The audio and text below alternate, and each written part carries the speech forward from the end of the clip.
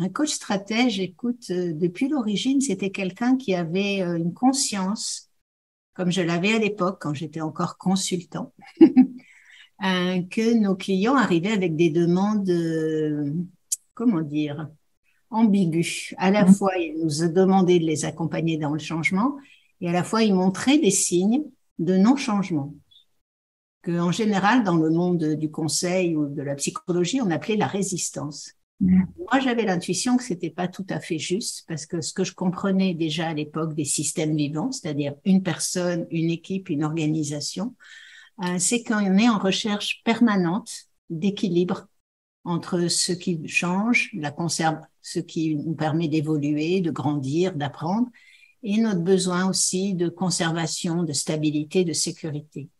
Dans cet équilibre-là, forcément, quand quelqu'un arrive et dit il veut changer, il y a une partie, pas tout heureusement, mais de son cerveau qui se met en recul parce que la peur de perdre le contrôle, voilà.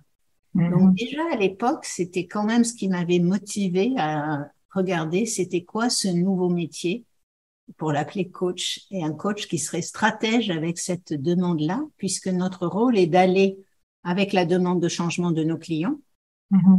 Et qu'est-ce qu'on fait avec le non-changement? Est-ce qu'on est dans le rapport de force pour l'écraser, comme font certains cabinets, ou pour l'oublier, ou pour le dénier, ou au contraire, le mettre en valeur? Donc ça, c'était des choses qui venaient de l'approche systémique, qui est notre premier S des 3 S. Quand j'ai élaboré le début du coach stratège, j'étais sur comment l'approche systémique nous permet de penser la complexité du vivant, qui bien sûr, alors aujourd'hui où nous sommes dans un monde, alors on dit VUCA, mais en tout cas où le chaos est toujours proche, où l'inconnu est énorme, les surprises vont arriver, des imprévus, on a quand même traversé des moments incroyables, hein. On appelle ça un trou noir, où tout à coup on change d'univers, on perd ses repères.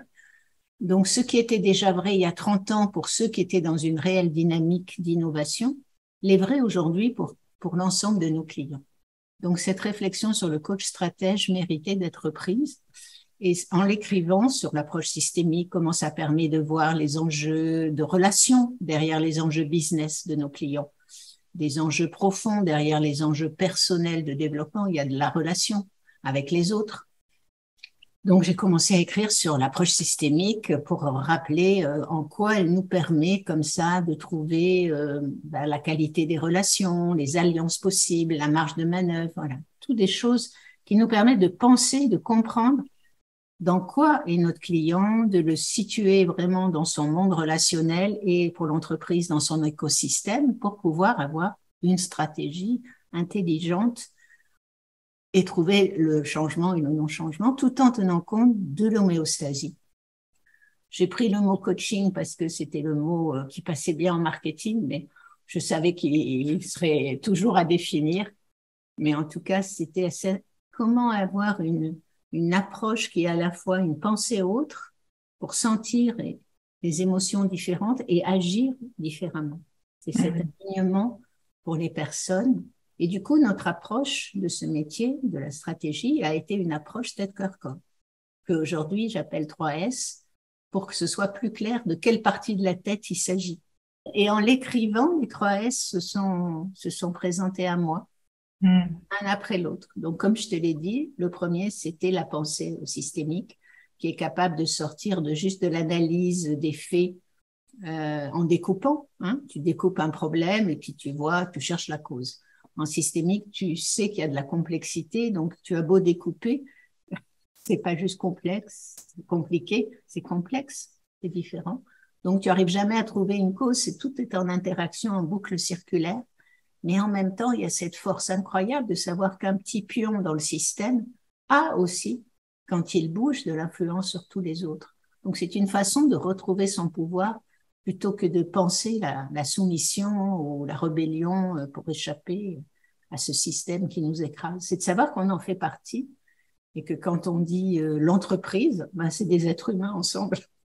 Et que ces êtres humains, ils ont des enjeux, des relations, et que c'est possible, en le comprenant mieux, de voir à quel endroit faut-il intervenir. Ça, c'est super important pour un coach stratège, de mettre la personne ou l'équipe qui l'accompagne dans son environnement, dans son écosystème. Donc, ça permet de penser la complexité. On les voit. Maintenant, comment faire avec cette complexité pour qu'on ne soit pas juste oh, ah oui, mais alors il n'y a rien qui est possible, quoi. On est écrasé par les enjeux et les boucles de reflets et tout ça.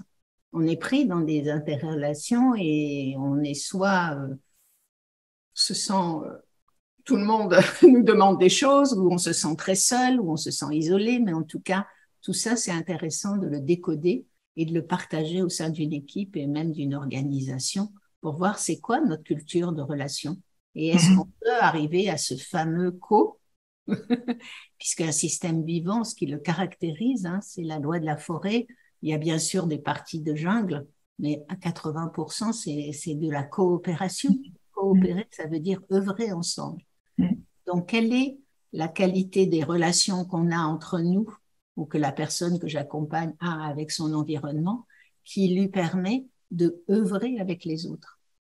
C'est pour ça que l'approche du coach stratège va travailler sur la relation avec lui. Mais une fois qu'on a décortiqué tout ça avec notre tête, qu'on a vu la partie de la tête qui ne veut pas changer, c'est important de la considérer et de l'apprécier, parce que si je veux lutter contre elle, elle risque de devenir beaucoup plus forte que moi.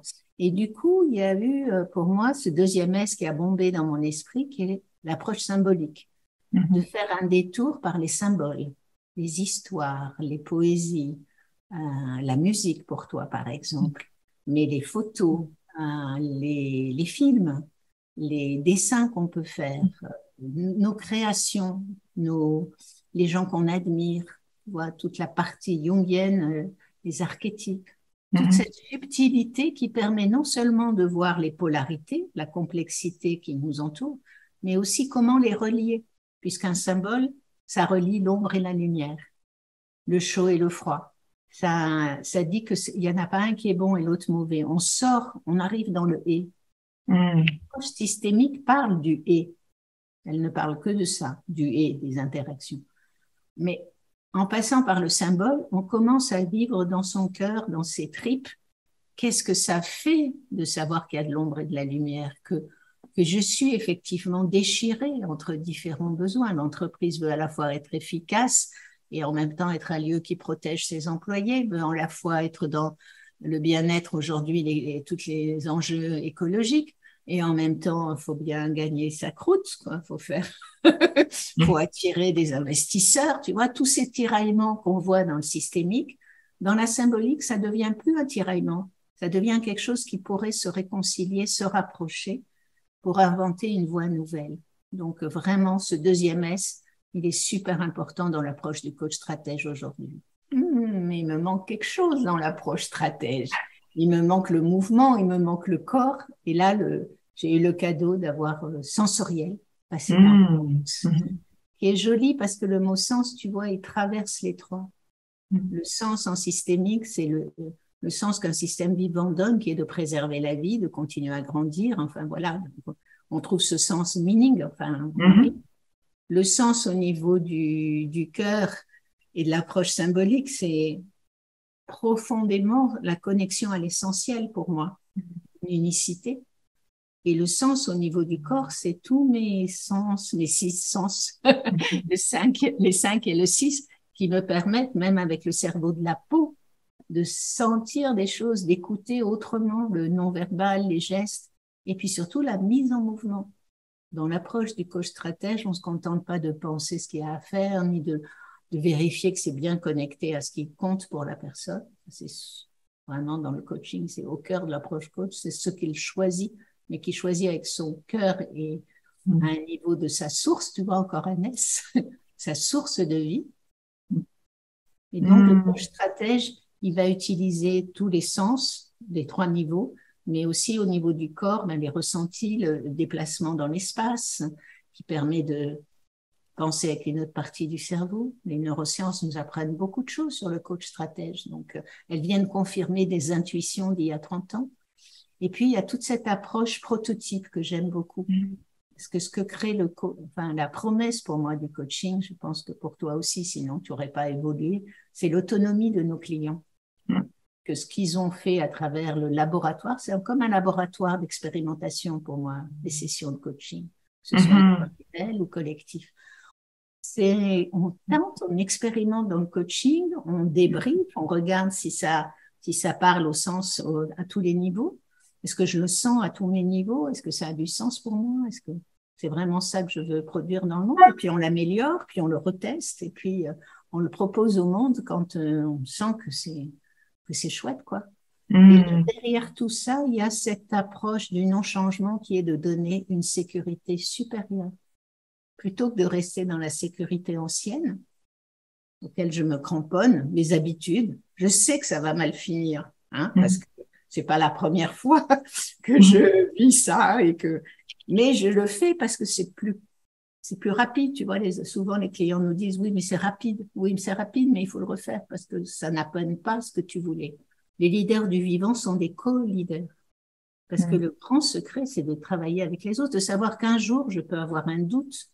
Et le co-stratège, il sait que de temps en temps, son client va être vulnérable, qu'il a des fragilités, mais il sait aussi qu'il a des forces incroyables.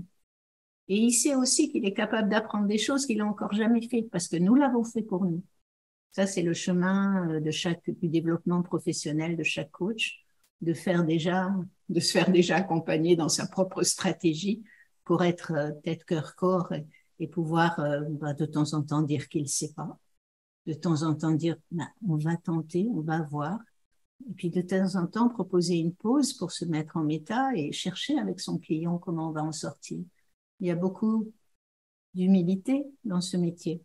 Le non-changement n'est plus un ennemi, c'est un allié potentiel. Moi, je dis un défaut ou un truc que je vois, c'est un allié. C'est une opportunité pour apprendre.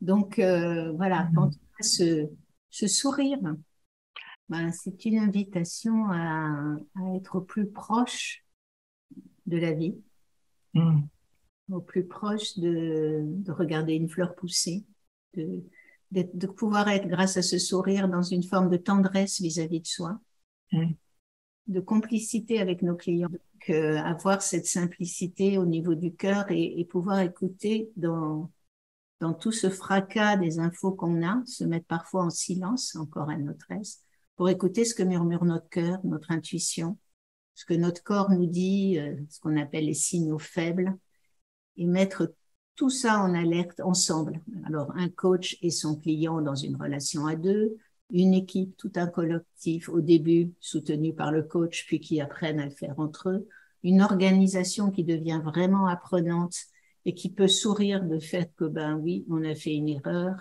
ok, mais ensemble, on va la réparer, on va pas courir après à qui la faute. Une véritable co-responsabilité. Et ça, si on a cette simplicité de, voilà, il se passe un truc, donc cette fameuse surprise, et puis d'accueillir les surprises. Et ça prend un peu de temps, mais vraiment, quand on est accompagné par un coach qui a cette joie dans le cœur, et si c'était une opportunité. C'est ma conviction de ce fameux trou noir en ce moment. Avant le Covid, dans l'équipe, on avait travaillé, grâce à notre coach, sur comment on va accompagner nos entreprises dans le trou noir. Dans l'idée de un trou noir, ce que j'ai appris des physiciens, et on passe dans un autre univers. Donc, tu sais, les coachs, on parle souvent des petits pas. Oui, les plus petits pas possibles. Voilà, c'est pour apprivoiser le changement, on y va par petits pas, en douce. Eh peut-être qu'aujourd'hui, c'est des pas cosmiques, c'est-à-dire que c'est pas ni grand ni petit. C'est un pas qui me décale avec simplicité, avec sourire, et en acceptant qu'il y a une surprise au bout.